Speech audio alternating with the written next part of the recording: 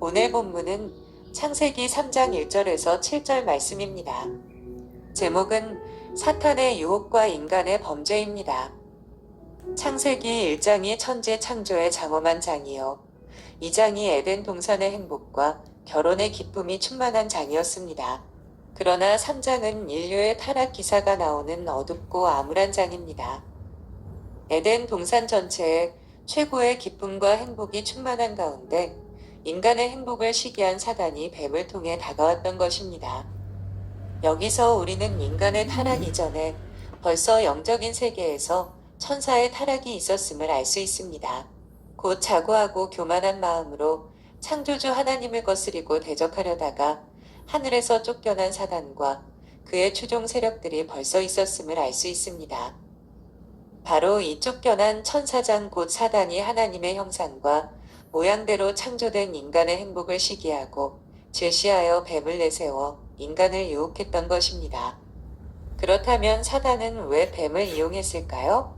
그것은 뱀의 영특함과 지혜 때문입니다. 성경 본문에서 뱀의 특성을 표현한 간교하더라 라는 말은 본래 지혜롭고 영리한 상태를 일컫습니다. 그런데 사단은 바로 이 뱀의 지혜를 자신의 목적을 달성하기 위한 도구로 악용했던 것이고 그 결과 뱀의 지혜는 간교함과 사악함으로 변질되고 만 것입니다. 이러한 사실은 무엇이든지 그것이 하나님의 영광을 위해 사용되느냐 아니면 사단의 사악한 목적에 사용되느냐에 따라서 그 효과가 완전히 달라진다는 사실을 교훈합니다.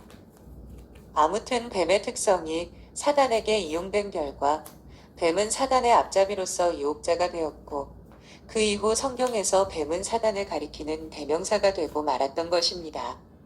이처럼 사단은 뱀을 이용하여 하와에게 접근했습니다. 분명 저주받기 이전의 뱀은 지금처럼 배로 기어다니거나 또는 징그럽게 생기지 않았을 것입니다. 오히려 그 영특함과 지혜로 인해 웃동물들 중에서도 눈에 띄게 아름다웠을 것입니다. 그런즉 뱀은 아름답고 우아하게 여자에게 접근했고 여자는 별다른 의심 없이 뱀과 대화를 나누었던 것입니다. 하지만 그 뱀은 이미 사단의 조종을 받고 있었습니다. 따라서 뱀과 하와의 대화를 자세히 살펴보면 사단이 얼마나 간교하게 인간을 유혹하는지를 알 수 있고 또한 인간이 사단의 유혹에 끌려 어떻게 점점 타락의 길로 빠져 들어서는지를 알 수 있습니다. 그리고 우리도 어느 때에 죄에 빠질 수 있는지 살펴보겠습니다. 2절, 3절을 보시면 하와는 하나님의 말씀 위에 굳게 서지 않았음을 알 수 있습니다. 먼저 유혹자 뱀은 하나님이 참으로 너희더러 동산 모든 나무의 실과를 먹지 말라 하시더냐 하고 물었습니다. 이 질문은 참으로 간교한 질문이었습니다.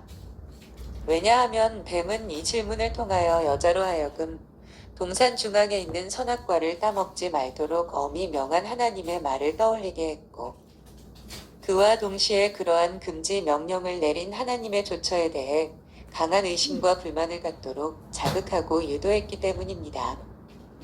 하지만 이때의 여자는 오히려 동산 중앙의 선악과만을 제외하고 동산의 모든 각종 실과는 마음껏 타먹도록 허락하신 하나님의 풍성한 은혜를 기억했어야 옳았습니다. 그러나 여자는 뱀의 유혹에 그만 말려들고 말았습니다. 뱀의 말에 장단을 맞추어 동산 중앙에 있는 나무의 실과인 선악과는 먹지도 말고 만지지도 말라 너희가 죽을까 하노라고 하나님께서 말씀하셨다고 대답했습니다. 여기서 우리는 하와의 말을 주의 깊게 살펴볼 필요가 있습니다. 즉 하와는 첫째, 하나님께서 먹지도 말고 만지지도 말라고 하셨다고 했는데 하나님께서는 단지 먹지 말라고 하셨을 뿐이지 만지지도 말라는 말은 일절하시지 않으셨습니다. 따라서 하와는 하나님께서 하시지도 않은 말을 임의로 첨가했던 것입니다. 둘째로 또한 하와는 하나님께서 죽을까 하노라 하고 말씀하셨다고 했는데 2장 17절에 분명 나타난 대로 살펴보면 하나님께서는 정녕 죽으리라고 말씀하셨음을 알 수 있습니다. 반드시 죽으리라 는 말씀입니다. 따라서 하와는 하나님의 말씀을 흐리게 했으며 약화시켰음을 알 수 있습니다. 결국 하와는 하나님의 계명은 더욱 무겁게 만들었고 벌칙은 더욱 가볍게 만들었던 것입니다. 이처럼 하와는 하나님의 말씀에 굳게 서지 않았습니다. 바로 이것이 하와가 타락의 길에 들어서게 된 이유였습니다. 오늘날에도 하나님의 말씀을 정확하게 있는 그대로 가감없이 전하거나 받아들이지 않으면 그 누구일지라도 사단의 유혹에 걸려들 수밖에 없고 타락의 길로 빠져들 수밖에 없는 것을 알아야 합니다. 이 사실을 명심해야 하겠습니다. 둘째로 4절, 5절에 보시면 하와는 사단의 말에 마음의 귀를 기울였습니다. 간교한 질문으로서 일단 하와를 의심과 불신의 자리로 끌어들이는데 성공한 유혹자 뱀은 이제 마침내 그 본성을 드러내었습니다. 곧 먹는 날에는 정령 죽으리라고 하신 하나님의 말씀을 정면 거부하고 너희가 결단코 죽지 아니하리라고 거짓말했던 것입니다. 여기서 한 걸음 더 나아가 선악과를 먹는 날에는 너희 눈이 밝아 하나님과 같이 될 것이라고 미혹했던 것입니다. 참으로 하나님의 말씀을 정면 거스리고 하나님의 자리에 정면 도전하는 새빨간 거짓말이 아닐 수 없습니다. 따라서 그제라도 하와는 뱀의 정체를 바로 깨닫고 뱀으로부터 과감히 돌아섰어야 옳았습니다.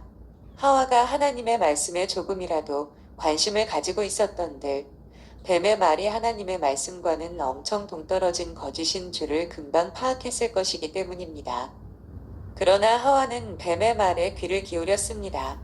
하나님의 말씀에는 귀를 꽉 막은 반면 사단의 유혹에는 그 귀를 활짝 열어놓았던 것입니다. 그런즉 하와는 뱀의 첫 질문에 응답한 것 자체가 이미 타락의 첫 발을 내디딘 상태였습니다. 그 결과 하와는 뱀의 명백한 거짓말 앞에서도 속수무책으로 끌려 들어가고 말았던 것입니다. 그런 고로 하나님의 말씀에 위배되고 거스리는 각종 뱀의 말에는 아예 처음부터 양쪽 귀를 틀어막고 상종조차 하지 않는 것이 최선의 길입니다. 하와처럼 뱀과 어울리고 상종하다 보면 자기도 모르는 사이에 어느덧 하나님의 말씀과는 동떨어진 타락의 길에 깊숙이 빠져들고 마는 것입니다. 참으로 유혹자 뱀의 모든 말은 그 근본상 하나님의 말과 뜻을 거스리고 대적하는 비진리오 거짓으로서 그러한 거짓말로서 결국은 인간을 파멸의 구렁텅이로 몰아넣고자 하는 것이 목적인 것입니다. 그런즉 예수님께서는 사단, 마귀, 옛뱀을 가리켜 한마디로 정의하기를 저는 처음부터 살인한 자요. 거짓말장이요 거짓의 압이라고 했던 것입니다. 이 교훈을 잊지 말고 꼭 명심해야 하겠습니다. 셋째로 6절을 보시면 하와는 자기 욕심과 교만에 빠진 것을 볼 수 있습니다. 옛말에 말을 물가까지 끌고 갈 수는 있다. 그러나 물을 억지로 먹게 할 수는 없다라는 이야기가 있습니다. 그렇습니다. 유혹자 뱀이 아무리 거짓말과 가먼니설로 하와를 선악과 나무에까지 끌고 왔다고 할지라도 선악과를 따서 억지로 하와를 먹일 수는 없었습니다. 어디까지나 선악과를 따먹고 안 따먹고는 하와의 판단과 의지에 달려 있었습니다. 그처럼 인간은 창조시부터 기계적인 로봇이나 하나님의 애완동물로서가 아니라 자유의지를 지닌 인격적 존재로 피조되었던 것입니다. 그런즉 만일 이때 하와가 스스로의 자유의지로 돌이켜 뱀의 유혹을 물리치고 선악과를 끝내 따먹지 않았더라면 그것이 하나님께 크게 영광 돌리는 일이었을 것입니다. 그러나 하와는 뱀의 유혹에 빠져 선악과를 바라보았습니다. 그저 단순히 바라본 것이 아니라 먹는 날에는 정령 죽으리라는 하나님의 말씀을 불신하는 의심의 눈길로 바라보았습니다. 동시에 먹으면 하나님과 같이 될 수 있다는 교만의 눈길로 바라보았습니다. 곧 육신의 정욕과 안목의 정욕과 이생의 자랑에 빠진 자기 욕심의 눈길로 금단의 선악과를 바라보았던 것입니다. 과연 그 결과 선악과는 먹음직도 하고 보암직도 하고 지혜롭게 할 만큼 탐스럽게 보였습니다. 하와는 식욕적 단계, 먹음직에서 심리적 단계, 보암직을 거쳐 지적인 단계, 지혜롭게 함직로 재빠르게 자신을 합리화시켰던 것입니다. 이것은 한 인간이 얼마나 재빠르고 간사하게 자신의 행동을 정당화시키는지를 잘 보여줍니다. 하지만 그 어떠한 이유에도 불구하고 인간이 저지르는 모든 죄악의 밑바탕에는 자기 욕심과 교만이 깔려 있습니다. 하와도 이러한 자기 욕심과 교만으로서 마침내 스스로 자신의 손을 내뻗어 선악과를 따먹고 말았던 것입니다. 그런 고로 우리는 타락의 길에 빠져들지 않기 위해서는 무엇보다도 자기 욕심과 교만을 버려야 합니다. 다시 말하면 후일 사도 요한이 교훈했던 바대로 육신의 정욕과 안목의 정욕과 이생의 자랑에서 벗어나야 합니다.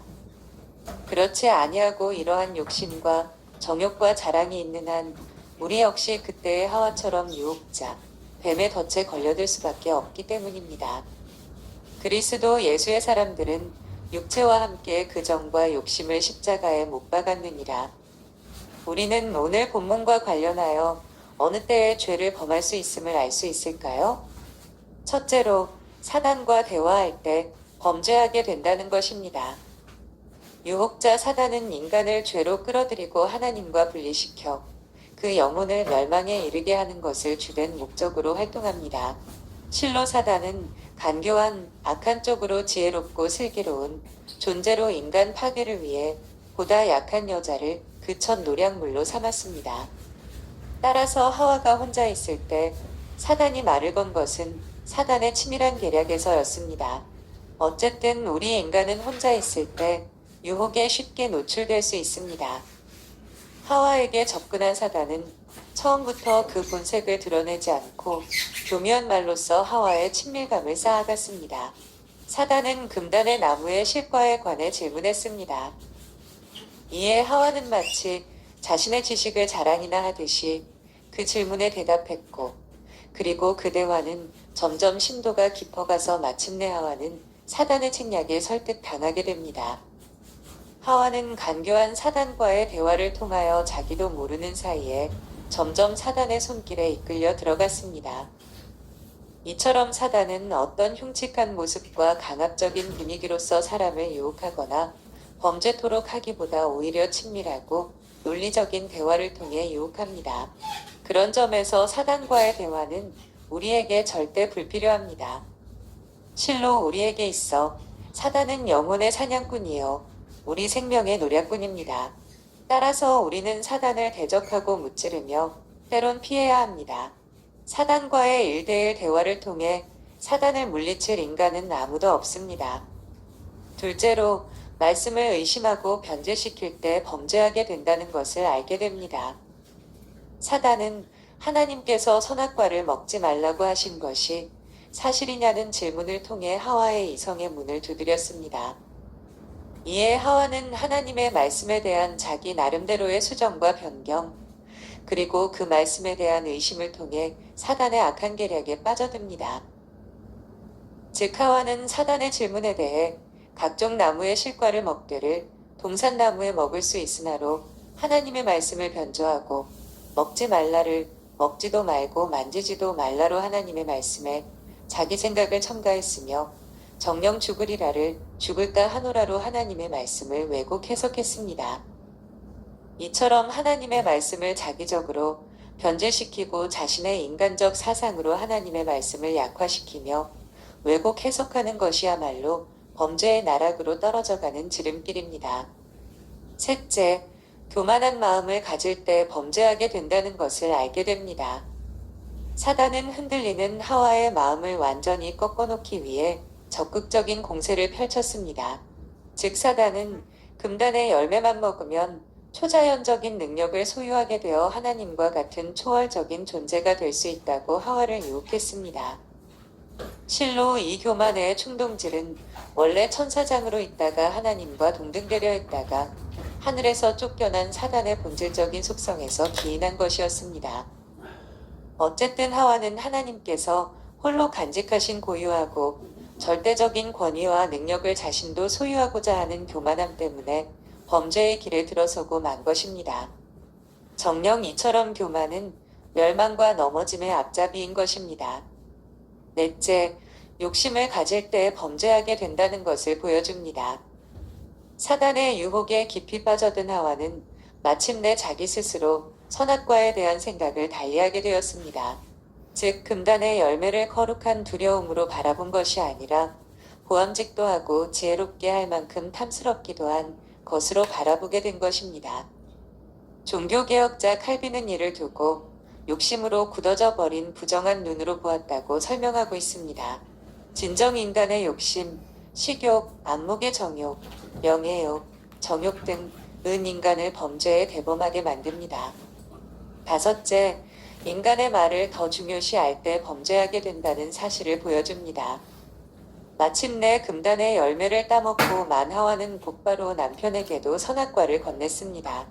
이는 남편을 위해서라기보다는 남편도 자신처럼 하나님의 명령을 어기고 자신과 같은 범죄자로 만들기 위한 동조 심리에서 그랬습니다.